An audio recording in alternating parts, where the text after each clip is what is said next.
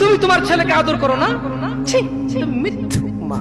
আরে তোমার মতো মারা মাইশাকে হত্যা করে ফেলেছে পরকিয়া করতে গিয়ে। তোমার চাইতে মাইশার মা অনেক ভালো ছিল, মেয়েকে হত্যা করেছে, অন্তত ইসলামে তো বাধা দেয়নি। আমি বলছি না খুন ভালো, আমি বলছি না খুন ভালো, আমি বলছি না খুন ভালো, আমি বলছি তোমার চাইতে ভালো সে তার মেয়েকে হত্যা করে নিজে অপরাধী হয়েছে, মেয়েকে তো অপরাধী করেনি, করেছে। তুমি তোমার ছেলেকে দাঁড়িয়ে রাখতে না করো।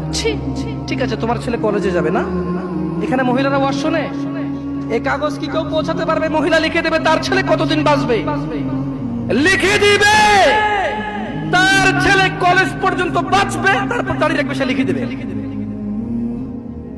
কেন? ওর মা তো বললো কলেজে উঠলে রাখবে, তা কিভাবে বললো ওর মা? আপনি বলছেন যে কলেজ পর্যন্ত বাঁচবে কিনা লিখে দিতে পারবে না, তাহলে ওর মা কিভাবে বলে কলেজ উঠলে রাখবে? এই ছেলেটা কিভাবে বলে আর একটু বয়স হলে রাখবে? ও তো জানে ও কতদিন বাঁচবে, ঠিক এই জন্য নির্ধারণ করছে যে আমি তো 200 বছর বাঁচবো, ওকে 150 বছর পরে রেখে দেবো। এরকম না হলে সে কিভাবে বলে সে পরে রাখবে? ইয়া শিবাব, تعال إلى المسجد، تعال إلى الله جل وعلا। তাকে যখন বলা হয় মসজিদে এসো, সে বলে পরে। লিখে দে কবে কতদিন বাঁচবি রে তুই, লেখ। এই ছেলে লেখ। হাসতেছেন, হাসতেছেন। ইন্না লিল্লাহি। সে বলে পরে। তার এই কথাটা মিনিং করে সে জানে সে কতদিন বাঁচবে, তাই সে পরে এক সময় সময় করে এসে দিবে।